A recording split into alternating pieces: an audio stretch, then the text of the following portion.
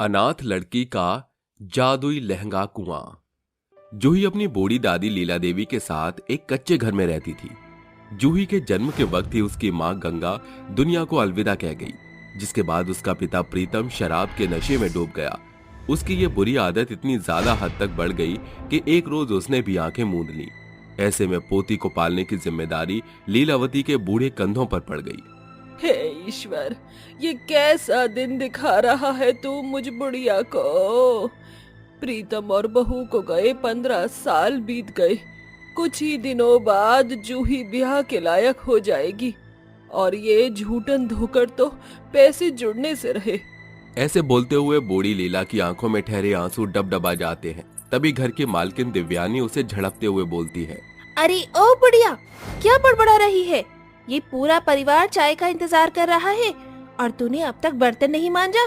तू ऐसे नहीं मानेगी। जब पगार में कटौती होगी ना, तभी तू ये काम चोरी करना छोड़ेगी। अरे नहीं नहीं, मुझ बुढ़िया पर ऐसा गजब मत करना। इस पगार पर मुझ बुढ़िया की आस बंधी है। मेरे बूढ़े कंधों पर मेरी पोती का पेट पालने की जिम्मेदारी है। बगैर पैसे के कैसे बिठाऊंगी मैं उसकी भूख। पहाड़ में जाए तुम गरीबों की भूख। जल्दी जल्दी हाथ चला, समझी ना? गरीब लीलावती के लाख गिड़गिड़ाने पर भी दिव्यानी उसकी एक नहीं सुनती। बूढ़ी लीला सारा काम निपटाकर घर के लिए निकल पड़ती है।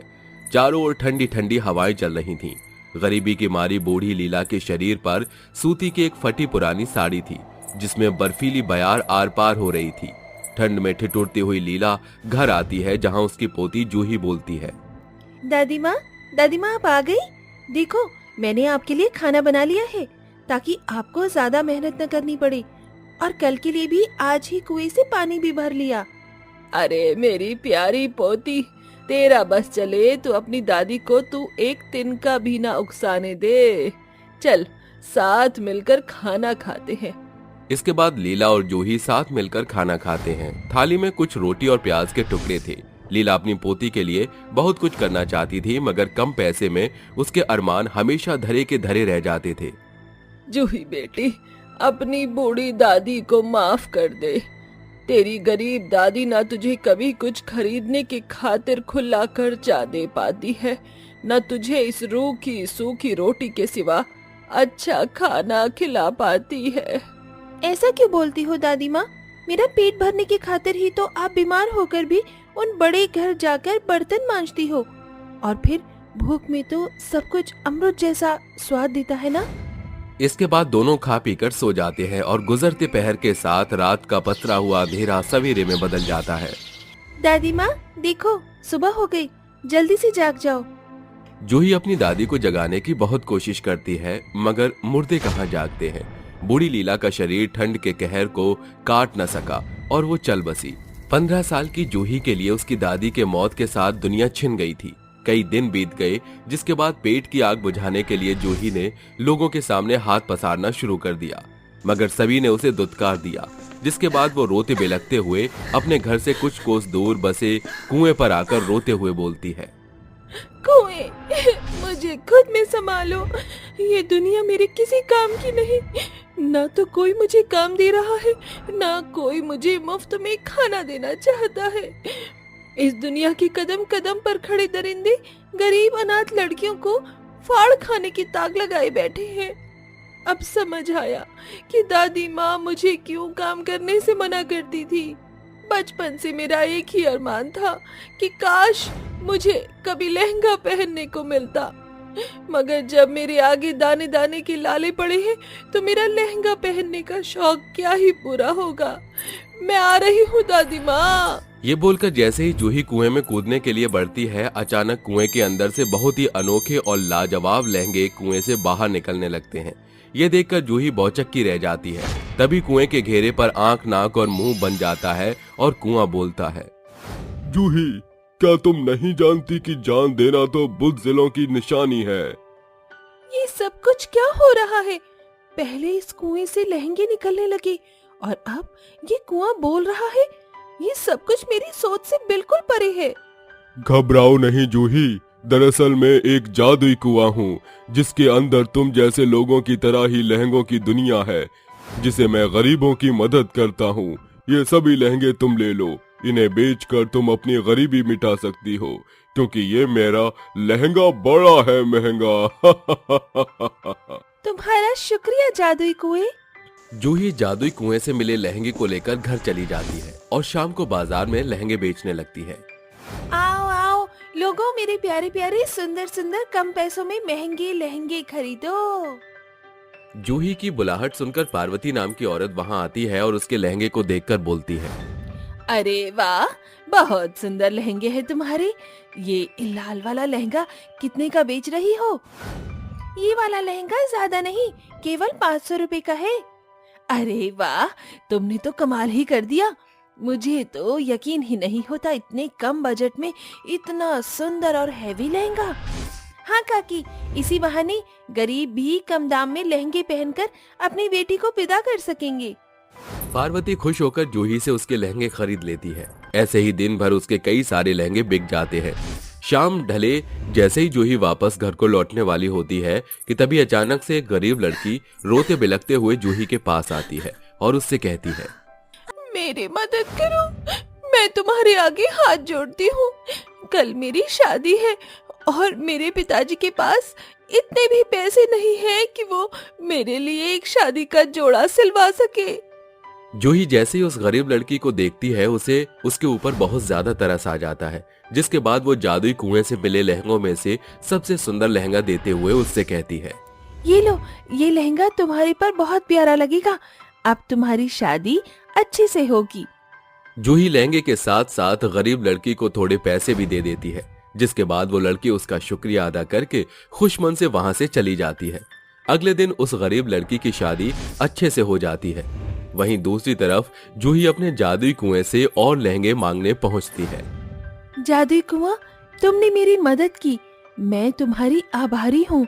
आज मुझे तुमसे और लहंगे चाहिए ताकि मैं उन्हें बेचकर और भी गरीब लोगों की मदद कर सकूं, साथ ही अपना घर चला सकूं। जूही के इतना कहते ही जादुई कुएं के अंदर से बहुत सारे रंग बिरंगे लाजवाब लहंगे निकलकर बाहर आ जाते हैं, जिसके बाद जूही जादुई कुएं का शुक्रिया अदा करती है। तुम्हारा बहुत बहुत शुक्रिया जादुई कुएं। आज तुम्हारी मदद से मैं गरीबों की मदद कर रही हूँ। ये सब तुम्हारी ही वजह से है। अगर तुमने मेरी मदद न की होती तो पता नहीं मेरा क्या होता। अरे अरे, तुम्हें मेरा शुक्रिया अदा करने की कोई जरूरत नहीं है। आगे भी मैं तुम्हारी इसी तरह मदद करता रहूंगा। जब भी तुम्हें मेरी जरूरत हो तुम बस मेरे पास दौड़ी चली आना, फिर मैं तुम्हें महंगे लहंगे दूंगा, वो भी बिल्कुल मुफ्त। जूही वहां से लहंगे ले जाती है और बाजार में ले जाकर बेचना शुरू कर देती है, जिसके बाद वो सुबह से शाम तक अच्छा खासा पैसा कमा लेती है। इस तरह जूही की परेशानी दूर हो जाती है और उसका जीवन पूरी तरह से पटरी पर चला आता है। साथ ही जब कभी उसे मौका मिलता तो वो जादुई लहंगे कुएं से गरीब लाचार लोगों की मदद किया करती थी। अरे बहू, जा जल्दी से जाकर कुएं पर लाइन लगा ले, नहीं तो तेरा नंबर रात में आएगा और हम लोग खाना बनाने के लिए लेट हो जाएंगे। तुझे तो पता है ना, अगर तू टाइम से पानी नहीं लेकर आएगी तो खाना टाइम से नहीं बन पाएगा। हाँ माँ जी, मैं बस जा ही रही हूँ। वैसे भी घर में एक बूंद पानी तक नहीं है। निशा अपने गांव के कुएं पर लाइन लगाने के लिए पहुंच जाती है। उसका नंबर आखिरी में होता है, जिसके बाद वो आखिरी में खड़ी हो जाती है। लेकिन इतनी देर तक खड़े होने के बाद भी उसका नंबर नहीं आ पाता। हे भगवान, कितनी देर हो गई है मुझे यहाँ खड़े हुए, लेकिन इन लोगों की वजह से मेरा नंबर तो आ ही नहीं रहा। अब मैं क्या करूँ? निशा ध्यान से देखती है तो गांव की मुखिया के घर के सभी औरतें बार बार पानी ले जाती हैं और बीच बीच में आकर लाइन में लग जाती हैं, जिसके चलते निशा उन सभी से कहती है, अरे ये क्या, तुम लोग ऐसे क्यों कर रहे हो? अगर तुम लोग ऐसे करोगे तो हम पीछे के लोग पानी कैसे भरेंगे? तभी आगे खड़ी हुई मोटी और लड़ाकू औरतें निशा से कहती हैं, देख, अगर तुझे कुएं से पानी भरना है तो यहाँ चुपचाप खड़ी रह, नहीं तो तुझे यहाँ पानी भरने के लायक भी नहीं छोड़ेंगे हम। बड़ी आई यहाँ पानी भरने वाली। अरे यहाँ का पहला नियम ये है कि जब तक हमारे घर का पूरा पानी नहीं भर जाएगा तो यहाँ कोई भी पानी नहीं भरेगा। तू जानती है ना, मैं मुखिया के घर की बहू हूँ। अरे अगर तुम मुखिया के घर से हो तो इसका मतलब ये नहीं कि तुम लोग दूसरों के साथ भेदभाव करोगे। ये कुआं तुम्हारा नहीं, बल्कि पूरे गांव का है। यहाँ सबका अधिकार पूरा पूरा है। निशा उन सभी से बहस करने लगती है, जिसके चलते वहां खड़ी औरतें निशा को मारने लगती हैं। जिसके बाद वो सभी निशा को वहां से भगा देती हैं। बेचारी निशा खाली बर्तन लेकर वापस अपने घर लौट आती है और अपनी सास से कहती है, माँ जी, वहाँ की औरतों ने तो पानी भरने के चक्कर में मुझे मार पीट कर वहाँ से भगा दिया। अब मैं पानी कैसे भरूंगी? अरे बहू, तो तुझे उन सभी से बहस करने की क्या जरूरत थी? तू तो जानती है ना, जब तक मुखिया के घर के लोग पानी नहीं भर लेते तब तक गांव के किसी भी व्यक्ति को पानी नहीं मिलता। ये तो सरासर नाइंसाफी है माँ जी। अगर ऐसा है तो मैं अपने लिए खुद कुआं बनाऊंगी। लेकिन बहू तो खुद के लिए कुआं कैसे बनाएगी? अगर आप मेरा साथ दो तो हम दोनों मिलकर बांस से बना हुआ कुआं बना लेंगे। निशा और नीलम दोनों अपने लिए कुआं बनाने की तैयारियां करने लग जाती हैं, जिसके चक्कर में वो दोनों अपने गहने भी बेच देती हैं और उन पैसों से छेनी, हथौड़ा, कुल्हाड़ी और बांस खरीद कर ले आती हैं। और वो दोनों अपने घर के आंगन में ही एक बहुत बड़ा गड्ढा खोदने लगती हैं। गांव की औरतें उन्हें ऐसा करते हुए देखकर उन पर हंसने लगती हैं। अरे मुझे तो लगता है निशा पिट पिट कर पागल हो गई है। अब इसे कुछ समझ नहीं आता। भला बांस से कोई कुआं बनता है क्या? अरे छोड़ो इसे इसके हाल पर। इसका तो कुछ नहीं हो सकता। हम लोग कुएं पर पानी भरने चलते हैं। वो सभी औरतें निशा और नीलम का मजाक उड़ाकर वहां से चली जाती हैं, लेकिन नीलम और निशा दोनों ही अपनी उम्मीद नहीं छोड़ती और वो जमीन खोदने में लगी रहती हैं। वो दोनों दिन रात मेहनत करती हैं और कुआं खोदती हैं, जिसके चलते उनके घर में 2 दिन तक पानी ही नहीं भरा जाता और वो दोनों बहुत प्यासी हो जाती हैं। अरे बहू, बहुत जोरों से प्यास लगी है। अब हम लोग क्या करें? बस थोड़ी सी मेहनत और कर लेते हैं माँ जी। दोनों सास बहू अपनी पूरी मेहनत करती हैं, लेकिन इतनी मेहनत के बाद भी बांस से बने हुए कुएं के अंदर से पानी नहीं आता, जिसके चलते निशा रोने लगती है। इस कुएं को बनाने के चक्कर में मैंने अपने और अपनी सास के गहने तक बेच दिए, लेकिन इसमें से पानी भी नहीं आया। काश मैंने इस कुएं को बनाया ही ना होता। सब लोग सही कहते थे कि मैं पागल हूँ जो कुआं बना रही हूँ। निशा ऐसा सोचकर रोने लगती है, जिसके बाद उसकी सास उसे चुप कराने की पूरी कोशिश करती है और वो कुएं से बाहर आ जाती है। तभी उसके सामने बांस से बने हुए कुएं के अंदर से एक देवी निकलकर बाहर आती है और उनसे कहती है, तुम दोनों ने इस कुएं को बनाने में बहुत मेहनत की है। मैं तुम्हारी मेहनत से प्रसन्न हुई हूँ, इसीलिए मैं तुम्हें एक वरदान देती हूँ। आज के बाद ये कुआं कभी भी पानी से खाली नहीं रहेगा और इस कुएं के अंदर से तुम्हें सोना, चांदी और हीरे मिलेंगे। ऐसा कहकर देवी माँ वहां से गायब हो जाती है, जिसके बाद कुएं के अंदर अपने आप पानी भर आता है। जैसे ही निशा बाल्टी डालकर उसके अंदर से पानी निकालती है, उसके अंदर से पानी के साथ साथ सोना, चांदी और हीरे भी निकलने लगते हैं, जिसे देखकर निशा हैरान रह जाती है। माँ जी, जरा देखो, यहाँ तो पानी के साथ साथ सोना, चांदी और हीरे भी निकल कर आ रहे हैं। हमारी तो किस्मत ही खुल गई। ये सब तेरी सफलता का फल है बहू। तूने अपनी माँ की आखिरी निशानी के सभी गहने बेच दिए थे ताकि तू हमारे लिए एक कुआं बना सके। ये सब तेरी ही मेहनत का नतीजा है। निशा जादुई कुएं के पानी से अपने घर का पानी भर लेती है और उसके अंदर से निकले हुए सोने, चांदी, हीरे से अपनी माँ की आखिरी निशानी के गहने वापस ले आती है और अपने घर में राशन भी डलवा लेती है। वहीं दूसरी तरफ निशा के बांस से बने हुए कुएं की खबर गांव में चिंगारी की तरह फैल जाती है और सभी आपस में बात करने लगते हैं। अरे हम सभी निशा का कितना मजाक उड़ा रहे थे, लेकिन देखो जरा, उसकी मेहनत आज सफल हो गई। उसने सच में बांस की मदद से कुआं बना दिया और अब वो उस कुएं से पानी भी भरती है। ये सब हमारी करनी का ही नतीजा है। अगर आज हम उसका मजाक नहीं उड़ाते तो हम भी उसके कुएं से पानी भर पाते। वैसे भी मुखिया के कुएं की वजह से हम लोग अपने घर में पानी नहीं भर पाते हैं। हाँ, ये तो तुम बिल्कुल सही कहती हो। काश हमने उसका मजाक नहीं उड़ाया होता तो हम भी उसके बांस के बने हुए कुएं का फायदा उठा सकते। उमा और ममता ये सब कह ही रही होती है कि तभी वहां से निशा गुजरते हुए ये सब बात सुन लेती है और वो उन दोनों के पास आकर उनसे कहती है, अरे तो क्या हुआ, तुमने मेरा मजाक उड़ाया। मुझे उस बात से कोई परेशानी नहीं है। अगर तुम चाहो तो हमारे आंगन में बने हुए बांस के कुएं से पानी भर सकते हो। निशा की ये बात सुनकर उन दोनों को अपनी गलती का पछतावा होता है और वो दोनों निशा से माफी मांगती हैं। हमें माफ कर दो निशा बहन, हमसे बहुत बड़ी गलती हो गई। हमने तुम्हारा बहुत मजाक उड़ाया। हमें ऐसा नहीं करना चाहिए था। आज के बाद हम तुम्हारा मजाक कभी नहीं उड़ाएंगे। हो सके तो हमें माफ कर देना। अरे ऐसी कोई बात नहीं है, चलो तुम मेरे बांस से बने हुए कुएं पर से पानी भर लो।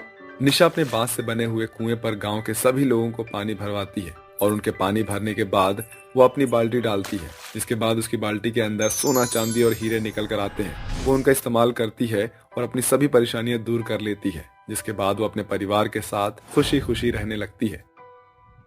एक परिवार के 5 जने, सास, बेटा, बहू और उसके 2 बच्चे जैसे ही नदी में उतरकर अपनी मुंडी नदी में डुबाते हैं, तत्पश्चात वो सभी एक सुंदर से महल में पहुंच जाते हैं, जहां जेवर और पैसों से भरा हुआ एक खजाना जैसा बॉक्स था। तभी उनके फटे पुराने कपड़े नए कपड़ों में तब्दील हो जाते हैं। ये देखकर वो कहते हैं, माँ जरा देखो खुद को, मुझे भी, हम सब के कपड़े तो बिल्कुल नए हो गए हैं।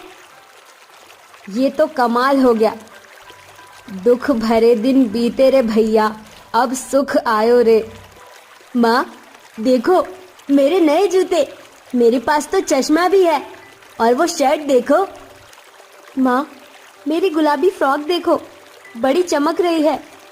अरे मेरी साड़ी तो और भी बढ़िया है, और बहू महल भी बहुत बढ़िया है, इतने सारे जेवर भी हैं। आजा बहू, इन्हें पहनकर मजे करते हैं। हाँ माँ जी। मुझे तो नोटों की गड्डी से सजा बिस्तर दिख रहा है, मैं जा रहा हूँ इन पर सोने, आराम से फैल के लेटूंगा। ये कहते ही रंजन नोटों से सजे बिस्तर पर आराम करता है। वहीं घर के बाकी सदस्य अपने मनपसंद के शौक पूरे करते हैं। आखिर ये गरीब परिवार एकदम से इतना मालामाल कैसे हो गया, और ये एक पानी के अंदर बने महल में बिना सांस लिए कैसे रह रहे थे? इस विचित्र दृश्य का पूरा सच क्या है, ये जानने के लिए हमें कहानी में कुछ समय पीछे जाना होगा। एक वक्त की बात है, नदी किनारे रंजन अपनी पत्नी पत्रा, माँ संगीता और 2 बच्चे किंजल और मानव के साथ मिट्टी के बने कच्चे घर में रहते थे। कमाई का जरिया नहीं था और खाने के लिए 5-5 पेट थे। अरे पत्रा, जल्दी कपड़े धो लो, लगता है बारिश आने वाली है। हाँ मौसम तो बड़ा खराब है, तुझे ज्यादा ध्यान देना चाहिए। तेरा मिट्टी का घर है, हर बारिश और बाढ़ में तेरा घर ढह जाता है। अरे चिंता मत कर, इस बार मैंने घर के छत पर पन्नी डाल दी है, तो हमें ज्यादा परेशानी नहीं होगी। हमेशा हर बार मेरा मिट्टी का घर ढह जाता है। ठीक है। सुमन और पत्रा कपड़े धोकर वहां एक डंडे से बंधी रस्सी पर सुखा देते हैं। चूल्हे पर खाना बनाकर पत्रा सबको खाना परोसती है। तभी रंजन कहता है, पत्रा तुमने अचार से रोटी क्यों दी है? सब्जी दाल कुछ नहीं बनाया क्या? अजी सब्जी नहीं थी, इसीलिए शुक्र कीजिए, अचार इतना बचा हुआ था, अब खाने में कुछ भी नहीं है। एक रोटी दे दो माँ। मुझे भी माँ एक रोटी चाहिए। बेटा एक ही रोटी है, कैसे खाओगी? अरे इतना क्यों सोच रही है, दोनों बच्चों को आधी आधी रोटी दे दे। अभी बांटना नहीं सीखेंगे तो कब सीखेंगे? अरे हाँ दादी, ये तो बहुत अच्छा आइडिया है, आप फिक्र मत कीजिए, हम दोनों भाई बहन मिलकर ही खाएंगे। हाँ मेरी बहन। इस तरह सभी मिलजुल कर एक साथ खाना खा लेते हैं। तभी बाहर बहुत ज्यादा तूफान आ जाता है। पास की नदी से धीरे धीरे बाढ़ उनके घर की तरफ आ रही होती है। ये बात बताने सुमन आती है और घबरा कर कहती है, पत्रा भाई साहब जल्दी से चलिए, अपना सामान बांध लीजिए, फिर से बाढ़ आने वाली है, बाहर मौसम बहुत खराब है, जल्दी यहाँ से निकलिए। हाँ हाँ मैं करती हूँ। अरे गजब हो गया बहू, जल्दी से निकल, सामान बांध ले। बच्चों तुम मेरे साथ निकलो। अम्मा जी आप मेरे साथ चलिए, जल्दी आइए। ये सुनकर सब हड़बड़ी में सामान लेकर बाहर निकलते हैं कि उनके मिट्टी का बना घर बाढ़ में ढह जाता है। सभी अपनी जान बचाकर एक पेड़ के नीचे आकर बैठ जाते हैं। 2 घंटे बाद बाढ़ का तूफान चला जाता है, जिससे आसपास काफी तहस नहस मच जाता है। ये सब देखकर रोते हुए पत्रा कहती है, हे भगवान, हमने ऐसा क्या किया है जो आप हर बार हमारे सब्र का इम्तिहान लेते हो? अरे इससे पहले भी आपने 5 सालों में 4 बार बाढ़ से हमारे घंटों की मेहनत से तैयार की मिट्टी के घर को पलक झपकते ही बर्बाद कर दिया। पता नहीं हम गरीबों की किस्मत में क्या लिखा है। बेटा परेशान मत हो, भगवान के घर में देर है, अंधेर नहीं, हौसला रखो। माँ जी ऐसी स्थिति में और कितना हौसला रखे? माँ अब हम कहाँ रहेंगे, फिर से हमें घर बनाना पड़ेगा क्या? कुछ मत पूछ बेटा। पत्रा के आंसू नदी में गिरते हैं। तभी वहां एक देवी प्रकट होकर कहती है, पुत्री, और मत रो, मैं नदी हूँ। मेरे कारण बार बार बाढ़ आकर तुम्हारे घर को तोड़ देती है। इसीलिए मैं तुम्हें ऐसा वरदान दूंगी कि इस बार तुम्हारे परिवार को कोई बाढ़ या तूफान परेशान नहीं कर पाएगा। मैं ऐसी धन दौलत दूंगी कि फिर कभी जिंदगी भर किसी चीज की कमी नहीं होगी। अब से तुम इस नदी के अंदर के बने सुंदर जल महल में रहोगे। वहां तुम्हें सोने के जेवरात सब कुछ मिलेगा।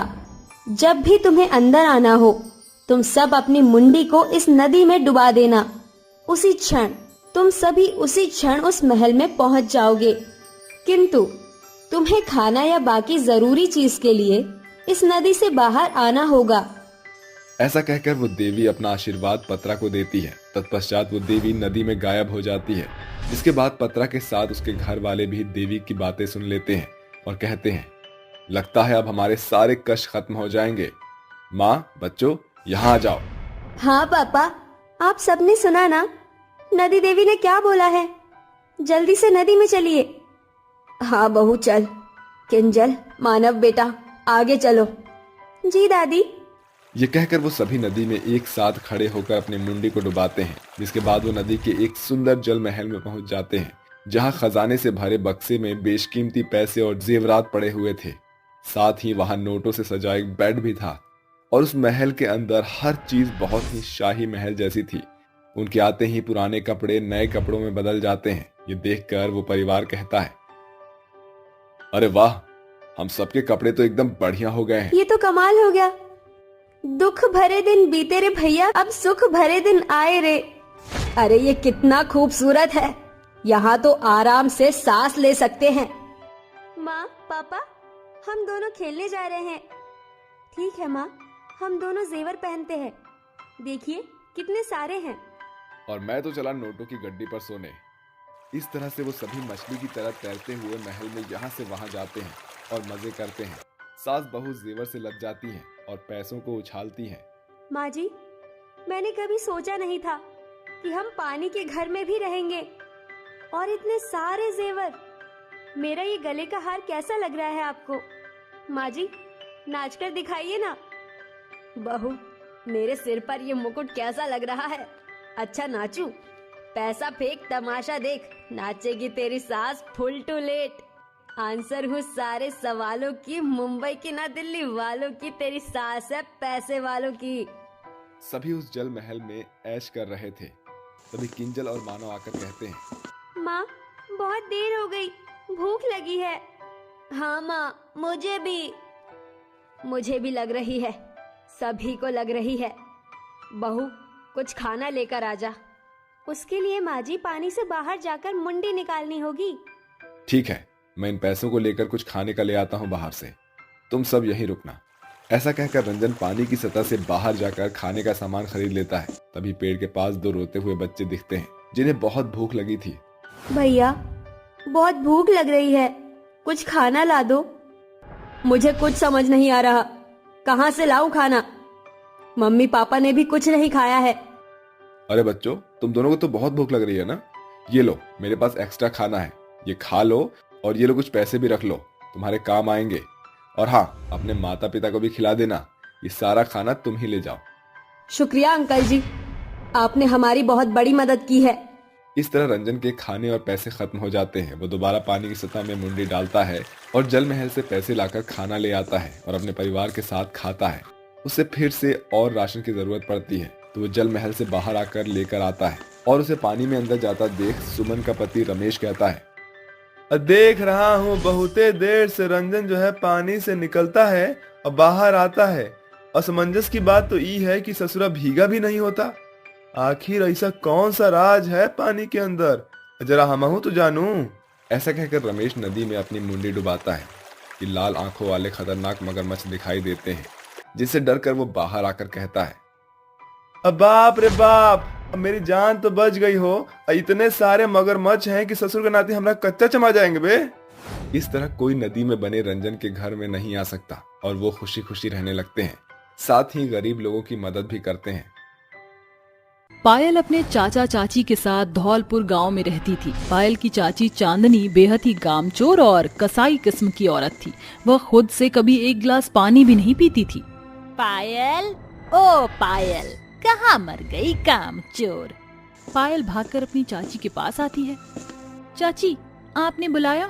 हाँ हाँ, जाकर जल्दी से मेरे लिए मलाई मार के अदरक इलायची की कड़क चाय बना कर ला, साथ में प्याज पालक के पकौड़े भी। चांदनी की फरमाइश के पायल रसोई में आकर चाय पकौड़े बनाने में जुट जाती है कि कुछ ही देर में चांदनी जोर जोर से चिल्लाने लगती है।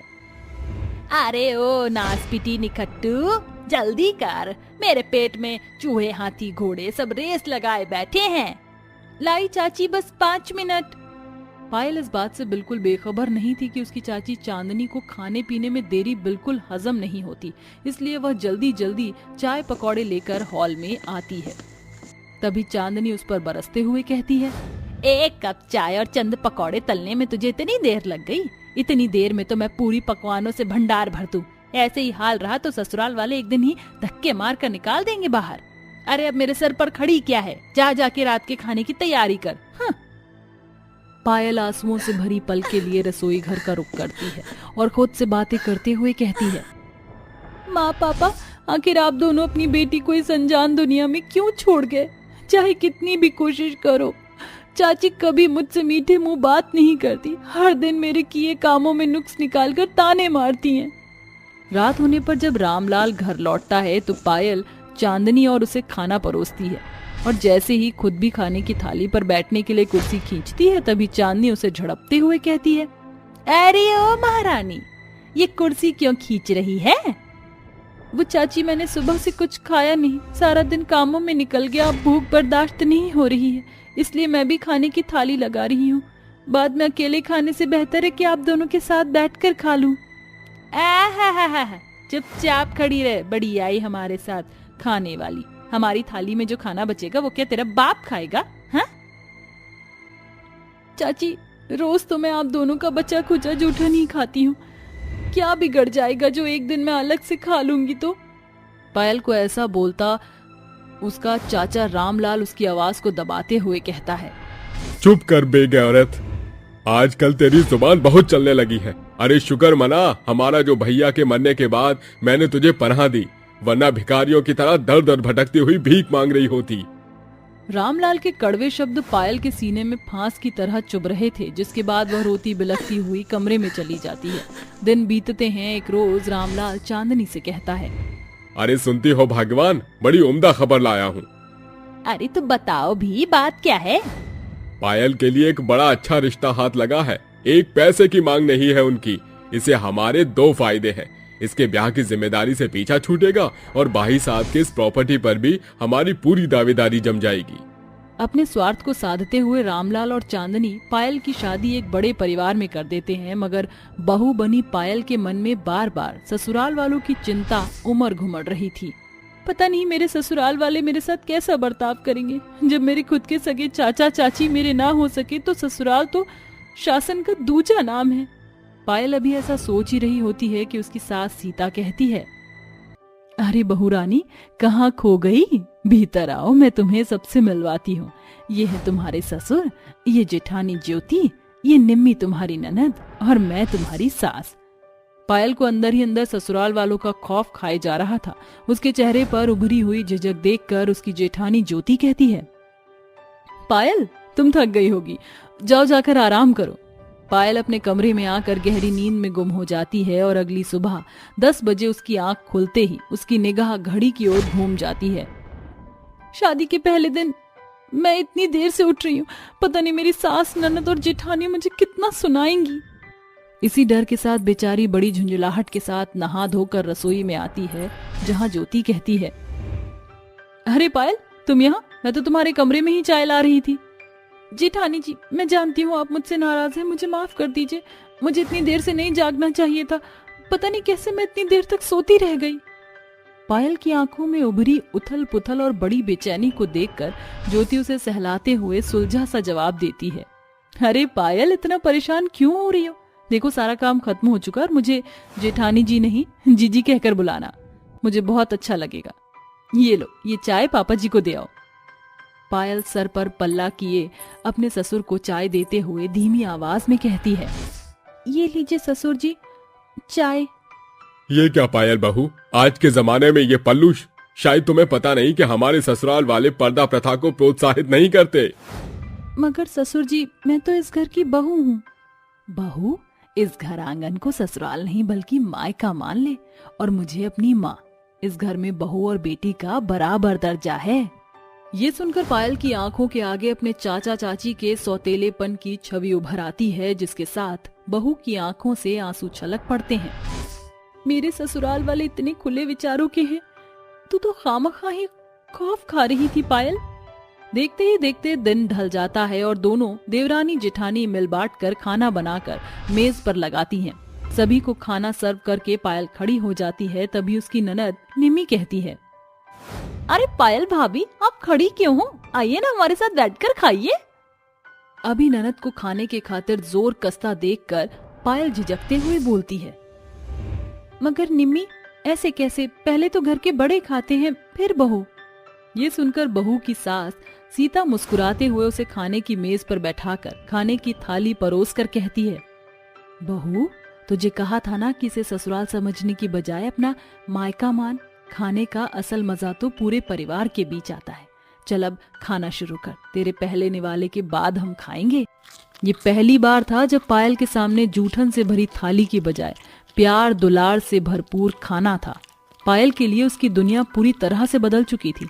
खाने का पहला कौर खाते ही बहू की आंखों से खुशी के अनूठे आंसू उमड़ पड़ते हैं और वह बेझिझक बोलती है, मैं कितनी खुशकिस्मत हूँ जो मुझे इतना सुनहरा ससुराल मिला है। मैं हमेशा अपनों के प्यार को तरसती रही, हमेशा चाचा चाची में उस प्यार भरी छवि को खोजती रही, मगर उन्होंने मुझे सिर्फ दुत्कारा। मगर आज मुझ अनाथ के पास माँ जैसी सास, पिता जैसे ससुर, सहेली जैसी ननद और बहन से बढ़कर जेठानी मिली है, और एक ऐसा जीवन साथी जिसने मुझे खुशी से स्वीकारा। आज मुझे सही मायनों में मायका मिल गया। भगवान सभी लड़की को ऐसा ही ससुराल दे। जिस अपनेपन की चाहत पायल को उसके मायके से थी, वह ससुराल में पूरी होती है। किसने सोचा था कि पायल को मायके से बढ़कर प्यार दुलार करने वाला ससुराल मिलेगा। आज पायल के हक की खुशियां उसकी झोली में आ ही गई। पूर्णिमा की रात थी।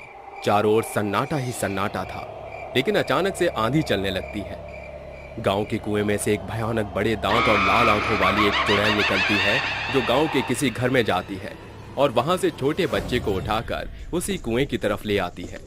उस कुएं में उस बच्चे को फेंक देती है और खुद भी कूद जाती है, जिसके बाद वो बच्चा भूतिया बच्चा बन जाता है। तभी चुड़ैल कहती है, आओ बच्चे मेरे पास, अब से तुम मेरे साथ रहोगे, क्योंकि मैं ही तुम्हारी माँ हूँ और तुम्हारा बहुत ख्याल भी रखूंगी। आओ आओ मेरे बच्चे। चुड़ैल के कहते ही भूतिया बच्चा उसके गले लग जाता है। फिर चुड़ैल उसे कुएं के अंदर ले जाती है, जहाँ एक नदी गुफा से जुड़ी होती है, और वहाँ उसी की तरह बहुत सारे बच्चे होते हैं। और वो कहती है, अब से तुम यहीं रहोगे मेरे साथ, समझे? ठीक है माँ। चुड़ैल ये बोलकर उस बच्चे के साथ खेलने लगती है। अगली रात वो फिर किसी बच्चे को उठाने जाती है। साथ ही वो अपने पहले के भूतिया बच्चे को भी लेकर आती है, जहाँ वो भूतिया बच्चा गांव के लोगों को मार देता है और चुड़ैल किसी का बच्चा उठाकर ले जाती है। तीनों फिर से कुएं के अंदर तैरते हुए गुफा में चले जाते हैं। इस तरह हर रात चुड़ैल एक बच्चे का शिकार करके उन्हें कुएं में डाल देती है। साथ ही अपने कई भूतिया बच्चों से गांव के लोगों को मौत के घाट उतरवा देती है। इन सब से पूरे गांव में चुड़ैल की दहशत फैल जाती है। जहां औरतें अपने बच्चे को घर से बाहर निकालने से डरती थीं, वहीं दूसरी ओर रमन अपनी पत्नी ज्योति के साथ मंदिर आया था, जो कि पेशे से एक पंडित था। तभी उसका हाथ पकड़ के कहता है, ज्योति ध्यान से, मंदिर की एक एक सीढ़ी चढ़ना, पता है ना 9वां महीना कितना कठिन होता है। जी आप चिंता मत कीजिए, मैं आराम से चल रही हूँ।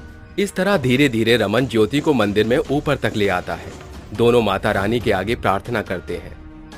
हे माँ, तेरे घर में देर है लेकिन अंधेर नहीं। आखिर तूने मेरी झोली भर ही दी, जिसका मुझे 8 साल से इंतजार था। मैं आपका बहुत धन्यवाद करती हूँ कि आपने मुझे भी माँ बनने का सुख दिया। हाँ माता रानी, अपना आशीर्वाद हमेशा मेरी बीवी बच्चे पर बनाए रखना। बहुत कठिन समय से गुजर कर आप तक पहुँचे हैं। अरे रमन, तुम आखिर तुम मंदिर में लौट आए। और तुम्हारा बच्चा? आचार्य जी, अभी तो ज्योति का 9वां महीना चल रहा है। बहुत पूजा पाठ अर्चना की है, तब जाकर हमें इसका फल मिला है। कोई बात नहीं, देर से सही लेकिन भगवान ने सुनी तो। खैर रमन, तुम अपनी पत्नी के साथ यहीं रुक जाओ जब तक बच्चा ना हो जाए। फिक्र मत करो, मंदिर में कमरे की व्यवस्था भी है। शुक्रिया आचार्य जी। रमन आचार्य से बात करता है, तभी चुड़ैल मंदिर के बाहर से झांककर सारी बातें सुन रही होती है और कहती है, इसका मतलब अब बच्चा कुछ ही दिन में आने वाला है। अरे वाह, मजा आ गया। अब गोद के बच्चे को भी मैं बाकी बच्चों की तरह भूतिया बच्चा बना दूंगी। बहुत जल्द ही इस बच्चे को ले जाऊंगी मैं। कुछ दिन में ज्योति की डिलीवरी हो जाती है और उसे एक सुंदर सी बेटी पैदा होती है। इसके बाद चुड़ैल मंदिर के बाहर से रमन और ज्योति के बच्चे पर नजर रखने लगती है, लेकिन दोनों में से कोई भी बाहर नहीं निकलता है। तभी चुड़ैल कहती है, ऐसे मैं कब तक उस बच्चे का इंतजार करूंगी? दोनों में से कोई भी मंदिर से बाहर नहीं आ रहा। अब क्या करूं मैं? इस तरह वो एक बार फिर इंतजार करती है। तभी रमन मंदिर से बाहर आता है। उसके आते ही चुड़ैल उसकी गर्दन को दबोच लेती है और हवा में उठाकर कहती है, आखिर तू मेरे पकड़ में आ ही गया। अब मैं तुझे नहीं छोड़ूंगी। कौन हो तुम? क्यों मेरे पीछे पड़ी हो? ये की ना तूने पते की बात। तू मुझे अपना बच्चा ला कर दे दे। मुझे तेरा बच्चा चाहिए। क्या? ये क्या कह रही हो तुम? हमने इस बच्चे के लिए बहुत यज्ञ हवन किए हैं, तब जाकर हमारी झोली भरी है। आखिर तुम्हें हमारा बच्चा क्यों चाहिए? देखो, मैं तुमसे अपने बच्चे की भीख मांगता हूँ, हमें छोड़ दो। बहुत सालों बाद हमारे घर खुशियाँ आई हैं। मैंने बोला ना, जा अपनी बीवी को मंदिर के बाहर बुला कर लेकर आ। मुझे वो बच्चा चाहिए तो मतलब चाहिए। ठीक है, लेकिन एक ही शर्त पर मैं तुम्हें अपना बच्चा दूंगा। जब तुम उसका बहुत ख्याल रखोगी, उसे बहुत प्यार करोगी। और तुम्हें मेरा बच्चा क्यों चाहिए, इसकी तुम्हें मुझे वजह बतानी पड़ेगी। बताओ अब। वजह है मेरे पास। 1 साल पहले की बात है। मैं अपने पति और अपने दोनों छोटे बच्चों के साथ यहीं सी गांव में रहती थी। मेरा 5 साल का बेटा रोहन, जिसकी 3 आंखें थी, और मेरी 8 साल की पिंकी, जिसके 3 सर थे। मेरे बच्चे बाकी बच्चों से अलग दिखते थे। इस वजह से गांव वालों की नजरों में हम खटकते थे। फिर अचानक से मेरे पति का एक्सीडेंट हो गया और मैं तीसरे बच्चे की माँ बनने वाली थी। ये बात पूरे गांव को पता चल जाती है। तभी गांव वाले मेरे घर के बाहर खड़े होकर चिल्लाते हुए कहते हैं, अरे मारो इसे, गांव से बाहर निकालो। ये एक चुड़ैल डाइन है, इसकी तरह इसके बच्चे भी अजीब हैं। हाँ, एक और बच्चा करने वाली है। कहीं इसका ऐसा बच्चा हमारे गांव के होने वाले बच्चों के लिए खतरा पैदा ना कर दे। इससे अच्छा है इसे बाहर निकाल दो। हाँ, इसे बाहर निकालो। इस गांव से तुम्हें जाना ही पड़ेगा। लगता है ये ऐसे नहीं मानेगी। चलो इस पर सब पत्थर फेंको, तभी ये जाएगी। ये आप सब क्या कर रहे हैं? मुझे मारना बंद कीजिए। रुको, पत्थर मत मारो। अरे ओ मंजरी, अब मैं तुझे आखिरी चेतावनी दे रहा हूँ। अब तू इस गांव में नहीं रह सकती, समझी? तुझे यहाँ से जाना होगा। पता नहीं तू कैसे बच्चों को पैदा कर रही है। अब तेरा तीसरा बच्चा भी ऐसा होगा। इससे अच्छा तू यहाँ से अभी चली जा। नहीं मुखिया जी, आप ऐसा मत कीजिए। इसके पापा भी हमें छोड़कर चले गए। मैं तीनों बच्चों को लेकर कहाँ जाऊंगी? प्लीज हम पर थोड़ी दया कीजिए। मंजरी मुखिया के आगे खूब हाथ पैर जोड़ती है, लेकिन वो उसकी एक नहीं सुनता और सारे गांव वाले चले जाते हैं। आधी रात में मुखिया और गांव वाले मंजरी और उसके बच्चों को देखने आते हैं, लेकिन वो तब भी उसी घर में अपने बच्चों के साथ सो रही होती है। तभी मुखिया कहता है, इसने मेरी चेतावनी भी नहीं मानी। हरिया, रामू, मंजरी और उसके बच्चों को बांध दो और जाकर कुएं में फेंक दो।